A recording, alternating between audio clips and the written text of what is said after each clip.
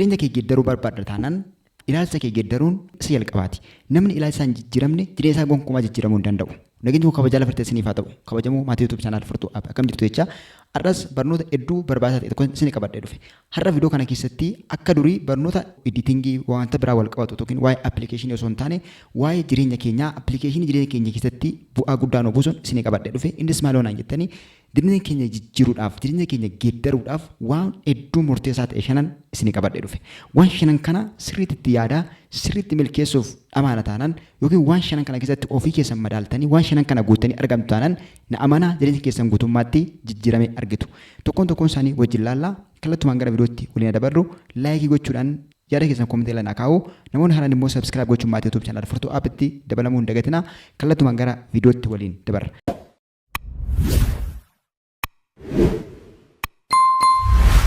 Jalqaba irratti jireenya keenya jijjiiruudhaaf wanti nuti gochuu qabnu inni ijoo fi murteessaan jalqaba irratti wajjin ilaallu jireenya keenya geeddaruudhaaf ilaalcha keenya geeddaruu qabna. Ilaalchi jireenya keenya geeddaruu keessatti isa bu'aa olaanaa qabudha. Namni ilaalcha isaa hin geeddaramne jireenya isaa gonkumaa geeddaramuu hin danda'u. Sababiin isaa ilaalchi keenya akka nuti galma yaadne hin geenye, akka nuti hin milkoofne, akka nuti bakka yaaddanne hin qaqqabne kan nu godhu ilaalcha keenya. Ilaalcha mataa keenyaaf qabnu, ilaalcha hojii keenyaaf qabnu, ilaalcha hawaasa keessa jiraannuuf qabnu, ilaalcha biyya keessa jiraannuuf qabnu, ilaalchi nuti hiriyaa wajjin jiraannuuf qabnu jireenya keenya yookiin gara fuulduraatti yookiin gara duubatti harkisuu danda'a. Kanaaf jalqaba irratti ilaalcha keenya jijjiirrachuu, ilaalcha keenya sirreeffachuu qabna. Yoo ilaalchi keenya sirrataa ta'aate jireenya keenya illee sirrataa ta'uu danda'a. Namni ilaalcha isaa yoo hin sirreeffanne jireenya isaa gonkumaa sirreessuu hin danda'u. Bakki ati amma jirtu kun yookiin wanta hojjetaa jirtu kun yookiin haalli ati keessa jirtu kun akkasitti hin tolle yoo ta'aate jalqaba irratti ilaalcha kee geeddaruu qabda. Namoonni addunyaa kana irratti milkaa'anii argaman parsantiin caalu namoota bakka jiraatan jiran osoo hin taane namoota ilaalcha isaanii geeddaranidha. Ilaalchi bakka guddaa qaba. Ilaalchi jireenya keenya geeddaruu keessatti bakka guddaa qaba. Ilaalcha jechuun yaada keenya ofii keenyaaf yaada qabnu, namoota naannoo keenya jiraniif yaada qabnu, waan hojjennuuf yaada qabnu, ilaalcha qabnu, akkaataa nuti itti ilaallu, akkaataa nuti waan sana xiinxallu, akkaataa nuti waan sana quba qabaannu jireenya keenya gara fuulduraa bocuu yookiin immoo milkeessuu yookiin milkaa'ina dhorkuu danda'a. Kanaaf ofii keef jireenya keef yaada keef mataa keef hiriyaa keef namoota wajjin jiraattuuf hawaasa gidduu jiraattuuf bakka jiraattuuf hojii hojjettuuf akkaataa itti hojjettuuf illee ilaalcha sirrii hin qabdu taanaan jireenya kee gonkumaa jijjiiruu hin dandeessu.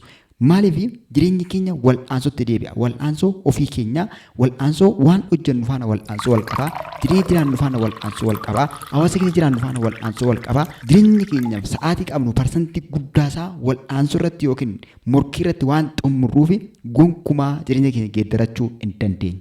Jireenya keenya akka gaariitti geeddaruu barbaanna taanaan jalqaba irratti ilaalcha keenya 100% jijjiirutu nurra jiraata jechuudha. Kompiliitii jijjiiruu qabna. Akkamittiin ilaalcha koo jijjiiruu danda'a jettu taanaan jalqaba irratti ilaalcha waan naannoo kee jiru, waan of harkaa qabdu, haala keessa jirtuuf ilaalcha qabdu sana sirriitti adda baastee xiinxaluu qabda. Ilaalcha maaliin qaba kana? Neegatiividha moo poozitiividha yookiin immoo sirriidha moo yookiin sirrii mitiidha? Yeroo tokko wanti sirrii hin taane sirrii ta'ee nutti mul'ata. Kun jireenya keenya akka hin milkoofne, akka galma hin geenye taasisa. Kanaaf jalqaba irratti ilaalcha keenya geeddaruu qabna. Ilaalcha negatiiva qabna taanaan negatiiva irraa gara poozitiivatti geeddaruu danda'uu qabna. Sababiin isaa gara kaabattis ta'u, gara kibbaattis ta'u, gara bahattis ta'u, gara lixaattis ta'u biyyi nuti irra jiraannu kun biyyuma lafaarra waan ta'eef ilaalcha keenya sirriitti jijjiiruu danda'uu qabna. Murteessaan ilaalcha keenya geeddaruudha. Inni jalqaba irratti nuti goonu hojii hojjennuuf ilaalcha keenya jijjiiruu qabna. Ilaalcha keenya geeddaruu qabna. Gaaf sana jireenya keenya kompiliitilii geeddaramuudhaaf kallattii irra bu'a waan ta'eef. Inni lammaffaan namni milkaa'uuf jireenya keessatti milkaa'uuf inni lammaffaan nuti gochuu qabnu dammaquu qabna. Dammaquu qabna. Keessumaa yeroo amma keessa jiru kana akka nuti hin milkoofne, akka nuti galma yaadne hin geenye, akka nuti bu'aa hin buufanne kan nu taasisu keessaa inni ijoon dammaquu dadhabuudha. Dandeettii keenyatti dammaquu dadhabuu, yeroo keenyatti dammaquu dadhabuu, beekumsa keenyatti dammaquu dadhabuun akka nuti hin milkoofne nu taasisa. Dammaquun bakka guddaa qaba milkaa'ina keenyaaf. Namni nama dammaqe qofatu haala amma keessa jiru yookiin haala addunyaan keessa jirtu, haala biyya keessa jirtu hubachuu kan danda'u. beekuu kan danda'u, arguu kan danda'u nama dammaqe qofaadha. Yoo hin dammaqne haala amma keessa jiru kan arguu hin dandeenyu. Kanaaf dammaquun hedduu murteessaadha. Kanaaf lammaffaarratti dammaquu qabna jechuudha. Sammuu keenyatti fayyadamuudhaaf dammaquu danda'uu qabna. Yeroo keenyatti fayyadamuudhaaf dammaquu danda'uu qabna. Waan harka qabnutti fayyadamuudhaaf dammaquu danda'uu qabna. Dammaquun hedduu murteessa. Sababiin isaa namoonni hedduun dargaggoonni hedduu yeroo ammaa kana dammaquu hin dandeenye. Dammaquu gaafa isin jiru namni otuma deemaa jiru rafaa, otuma deemaa jiru yaada isaatti dammaquu dadhabee, sammuu isaatti dammaquu dadhabee, beekumsa isaatti dammaquu dadhabee, yeroo isaatti dammaquu dadhabee, qabeenya uumannuuf kenne sammuu guddaa qabnu kanatti dammaquu dadhabuudhaan namoonni hedduun rakkina keessa kan jiraannuuf kanaafidha jechuudha. Kanaaf inni lammaffaa irratti dammaquu qabna jechuudha. Ilaalcha geeddaramaadhaan dammaqinaan hojjenna taanaan na'amanaa kompiliitlii geeddaramuu ni dandeenya, jijjiiramuu ni dandeenya. Ofii keenya qofaa miti namoota naannoo keenya jiran iyyuu jijjiiruu ni dandeenya jechuudha. Dammaqaa yoo taane haalota keessa jirru keessaa bahuu kan dandeenyu, qaala'insa adda addaa dhufu keessaa bahuu kan dandeenyu yeroo amma qabdu ammatti yoo dammaqxe qofaadha.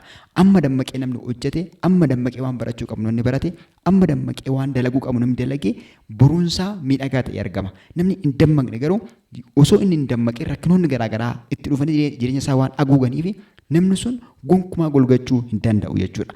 Rakkina dammaqsuu caala nuti rakkinatti dammaqnee rakkinaaf falaa fiduu danda'u qabna jechuudha. Kanaaf lammaffaratti dammaqinni hedduu murteessaadha. Inni sadaffaan waan irratti xiyyeeffannu adda baafachuudha. Maal irratti xiyyeeffadha? Xiyyeeffannaan koo maali? Targeettiin kiyya maali? Galmi kiyya maali? Gooliin kiyya maali? Kan inni dhama'uuf inni ijoo ta'e inni xiyyeeffannaa kee ta'e pooyintiin ani dhama'uuf maali waan jedhu adda baasuu danda'uutu nurra jiraata jechuudha. Namni galma hin qabne yookiin pooyintii wayii namni hin qabne xiyyeeffannaa isaa namni adda hin baafanne sammuun isaa bittimaa, yeroon keenya bittimaa, yaadni keenya bittimaa, yaada keenya duukaa, yeroo keenya duukaa umuriin nuti dachee irraa qabnu bittimuudhaan osoo waan takka hin milkeessin dachee kanarraa deemuu dandeenya. Kana jalaa ooluudhaaf taargeettii keenya adda baafachuu danda'uu qabna jechuudha. Waan amanuuf adda baafachuu qabna. Inni baratu barnoota isaa, inni hojjetu hojii isaa, inni daldalu daldala isaa, namni kamuu iddoo isaatti taargeettii isaa yookiin pooyintii dhama'uuf adda baafatee tarkaanfata taananii na'amanaa gonkumaa wanti milkaa'uu dhorku takka illee hin jiru. Inni kun isa hedduu murteessaa fi isa sadaffaadha jechuudha. Jireenya keenya jijjiiruu barbaanna taanaan yookiin jireenya keenya jijjiiruu geeddaruu barbaanna taanaan xiyyeeffannaa keenya adda baasuu danda'uu qabna jechuudha. Idda adda baafneen booda isa hordofuudha bakka. Haarsaa kanfaluun barbaachisu kanfallee, waan gochuu barbaachisu goonee, waan dhama'uun barbaachisu dhamaanee galma keenya sana dhugoomsuudhaaf waan taargeetti godhanne sana, waan pooyintii kaawwanne sana bira ga'uudhaaf xiyyeeffannoo keenya idda adda baafannee isarraa otoo hin godhin dhama'uutu nurra jiraata. Sana goone taanaan sirriitti 100% ni milkoofna jechuudha. Inni arfaffaan namni milkaa'uu barbaadu tokko gochuu isarra jiraatu yookiin immoo inni milkaa'uu barbaadu yookiin namni milkaa'ina hawwu, milkaa'ina barbaadu, milkaa'inaaf hojjetu, bultoota keessatti milkaa'uu namni barbaadu inni gochuu qabu inni arfaffaan waan qabnutti fayyadamuu baruudha. Waan qabnutti fayyadamuu baruu. Waan qabnuu fi waan hin qabne adda baasnee beekuu kan dandeenyu yoo itti fayyadamuu dandeenye qofaadha. Waan itti fayyadamne qofa kan nuti qabaachuusaa yoo kan nuti adda baasnee beeknu yeroo qabdutti, humna qabdutti, beekumsa qabdutti fayyadamuu baruun jireenya kee keessatti milkaa'ina akka gonfatu taasisa. Kanaaf waan qabnutti fayyadamuu baruun hedduu murteessaa fi jireenya keenya waan geeddaruu danda'uudha jechuudha. Kanaaf namni kamillee waan qabnutti fayyadamuu baruu qabna. Sammuu qabda taanaan sammuu keetti fayyadamuu, yeroo qabda taanaan yeroo keetti fayyadamuu, beekumsa qabda taanaan beekumsa keetti fayyadamuu, humna qabda taanaan humna keetti fayyadamuu, namoota qabda taanaan namoota qabdutti fayyadamuun hedduu murteessaadha jechuudha. Hedduu murteessaadha. Namoonni hedduun waan qabanitti fayyadamuu dadhabuurraan kan ka'e rakkina keessatti, iyyuma keessatti, wallaalummaa keessatti kan hafan namoota hedduutu jira. Dhaba keessatti kan hafan namoota hedduutu jira jechuudha.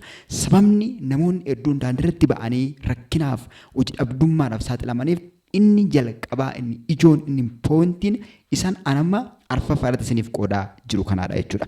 Waan qabanitti fayyadamuu dadhabuudha.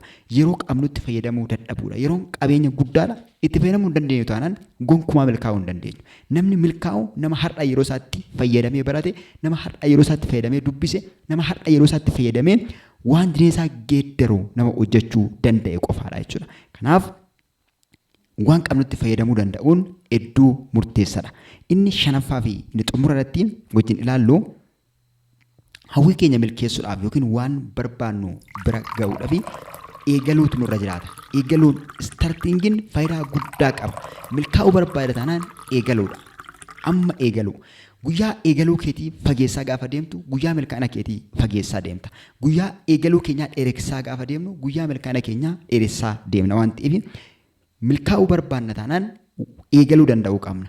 Akkamittan eegalaa yookiin maalinan eegalaa waan jedhu sammuu keessa isin dhufa taananii waan dandeenyurraa waan harkaa qabnuun eegaluu danda'uu qabna. Yookiin waan harkaa qabnuun eegali waan dandeessurraa eegali.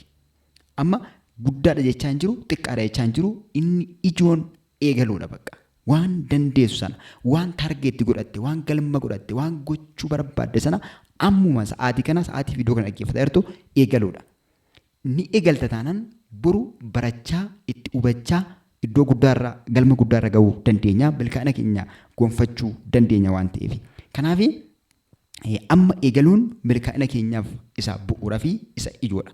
Boruun eegalechaa amma deemnu boruun milkaa'aa akka jechuutti hiikama jechuudha. Har'a isa eegaluu qabdu boruun eegalechaa gaafa deemtu isa boru milkooftu boruun boodatti dabarsaa deemna. Guyyaa eegaluu keenyaa gaafa fageessaa deemnu guyyaa milkaa'ina keenyaa fageessaa deemna jechuudha. Kanaaf waan dandeessaniin waan harkaa qabdaniin waanuma isin harka jiruun waanuma beektaniin hamma hubattan ammuma eegalaa tarkaanfiidhaan gara milkaa'inaatti ol ba'uun ni danda'ama isin jechuun barbaada.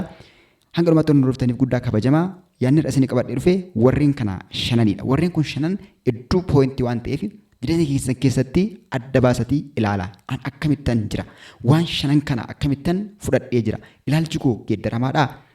Xiyyeeffannaan koo bakka qabatee jira jireenyi koo dammaqaadha waan an qabutti fayyadamuu nan beeka. Amma immoo maal gochaan jira hawwii moo eegaleetan jira jennee ofii keenya agaafannu isin jechuun barbaada. Nagaan naa tura. Laayikii gochuun walii keessaniif sheer godhaa. Yeroo biraa viidiyoo biraan isiniif dhufa nagaan naaf tura. Yeroo gaarii.